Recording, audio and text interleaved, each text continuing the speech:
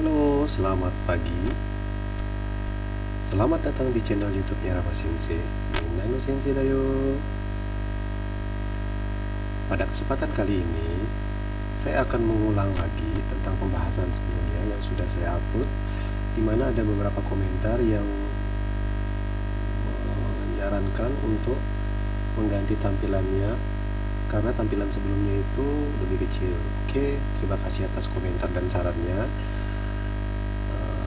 Semoga dengan komentarnya saya akan memperbaiki dan lebih berbenah lagi agar channel YouTube saya akan bisa saya perbaharui lagi dan bisa lebih bagus lagi penampilannya ya. Jadi pada kesempatan kali ini, sesuai dengan permintaannya, saya akan mengupas kembali pelajaran pada bab 1 pada buku Minano Nihongo 1 edisi yang kedua. Baiklah, untuk mempersingkat waktu kita mulai saja, yaitu pada pelajaran 1 ini terdapat di sini adalah bungke, yaitu bungke di sini adalah pola kalimat. Ada 3 buah pola kalimat di mana kita akan belajar dari 3 buah pola kalimat tersebut. Baiklah, kita mulai membaca bersama-sama dari pola kalimat yang pertama. Watashi wa maiku mira desu. Watashi wa maiku mira desu. Watashi wa maiku mira desu. Oke, kita lanjut ke pola kalimat yang kedua. Santosu-san wa gakusei ja arimasen. Santosu-san wa gakusei ja arimasen. Oke, kita gunakan kalimatnya dalam kurung. Santosu-san wa gakusei dewa arimasen. Santosu-san wa gakusei dewa arimasen. Kita lanjut ke pola kalimat yang ketiga. Mirasan wa kaisain desu ka? Mirasan wa kaisain desu ka? Mirasan wa kaisain desu ka?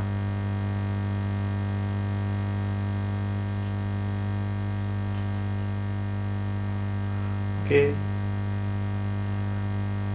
Dalam pola kalimat yang tadi yang kita sudah baca, ada beberapa yang bisa kita bahas dan kita kupas tuntas mengenai pola kalimat yang tadi.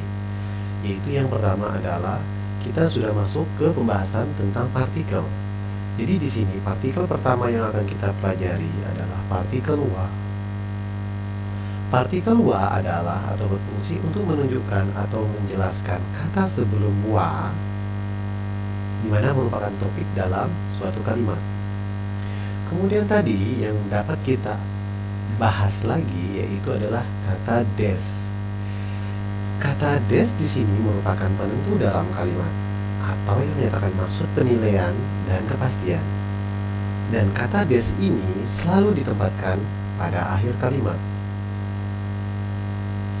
Oke, kita akan buat rumusnya untuk memudahkan dalam membuat kalimat. Baiklah, di sini saya akan kategorikan menjadi beberapa kategori, yaitu yang pertama adalah rumus dalam bentuk kalimat positif. Di sini saya akan membuat rumusnya itu yang menurut sensei yang gampang untuk kalian pahami. Di sini adalah subjek ditambah partikel wa, kemudian kata benda diakhiri kata des. Kita lihat contoh kalimatnya. Watashi wa kaishain desu. Watashi wa kaishain desu. Watashi di sini merupakan subjek, kemudian kaishain di sini adalah kata benda. Jadi di sini ketika kita mengacu pada rumus ini adalah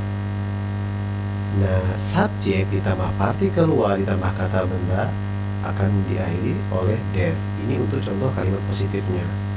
Mari kita mencoba mengulang kembali contoh kalimatnya. Watashi wa kaishain desu. Watashi wa kaishain desu. Saya pegawai perusahaan. Kita lanjut ke contoh kalimat yang kedua.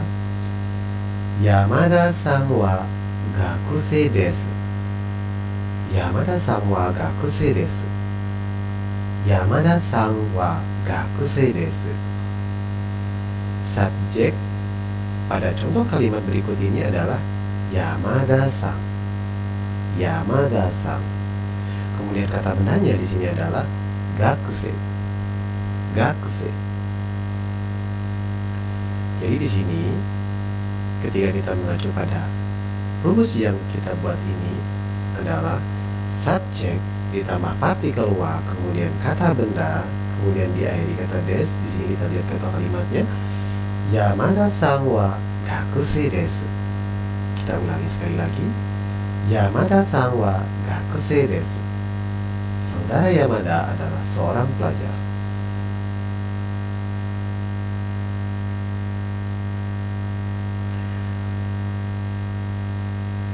Kita lanjut pada rumus yang kedua, yaitu rumus dalam kalimat negatif.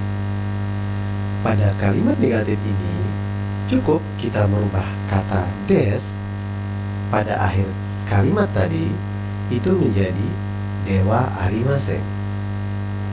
Baiklah, di sini rumusnya subjek ditambah partikel wa, kemudian ditambah kata benda, diakhiri dengan dewa arimasen. Kita lihat contoh kalimatnya. Watashi wa kaishain dewa arimasen. Watashi wa kaishain dewa arimasen. Saya ulangi sekali lagi. Watashi wa kaishain dewa arimasen. Saya bukan pegawai perusahaan. Yamada-san wa gakusei dewa arimasen. Yamada-san wa gakusei dewa arimasen. Yamada-san wa gakusei dewa arimasen. Saudara Yamada adalah bukan seorang pelajar.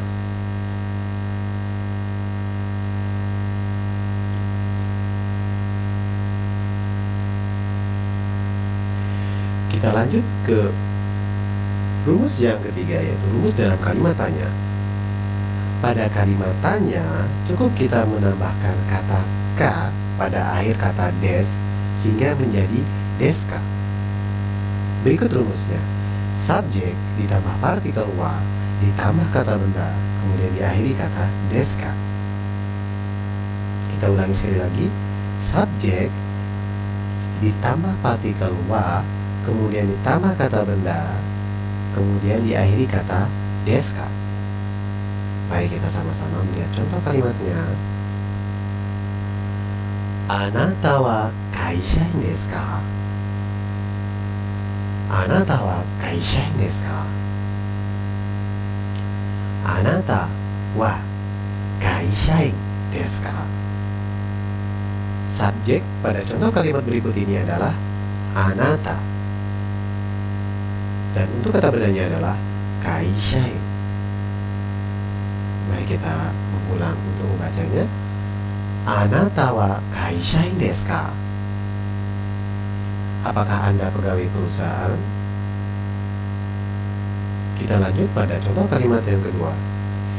Yamada-san wa gakusei desu ka? Yamada-san wa gakusei desu ka? Yamada-san wa gakusei desu ka? Saudara Yamada apakah seorang pelajar?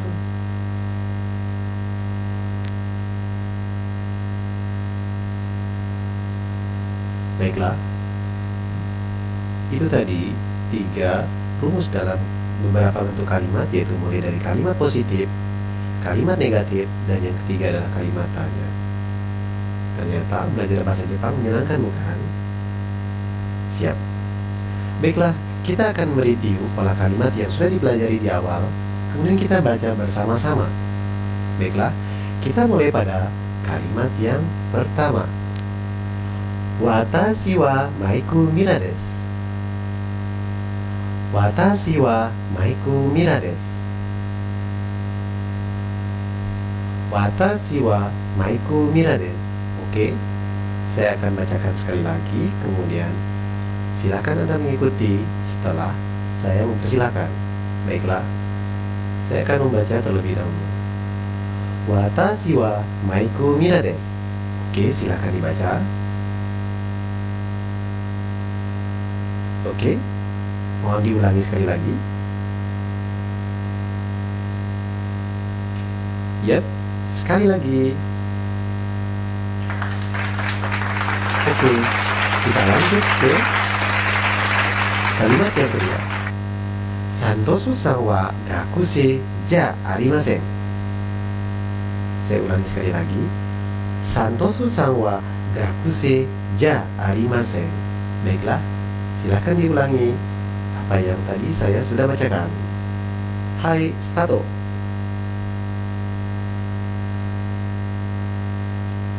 Oke, diulangi sekali lagi. Oke, kita lanjut ke kalimat yang ketiga. Minasan wa kaishain desu ka? Minasan wa kaishain desu ka? Baiklah, tolong diikuti. Hai, start. Yap, tolong diulangi sekali lagi. Ya, terima kasih. Pelajaran pertama kita pada hari ini kita cukupkan sekian. Untuk pembahasan berikutnya kita akan membahas lebih detail lagi tentang sehingga akan memudahkan para pendengar semuanya untuk belajar bahasa Jepang di rumah itu biar lebih biar lebih cepat lagi untuk bisa berkomunikasi dengan menggunakan bahasa Jepang. Baiklah, sekian dari Sensei. Sensei ucapkan terima kasih atas perhatiannya. Sampai jumpa pada edisi berikutnya. Bye-bye.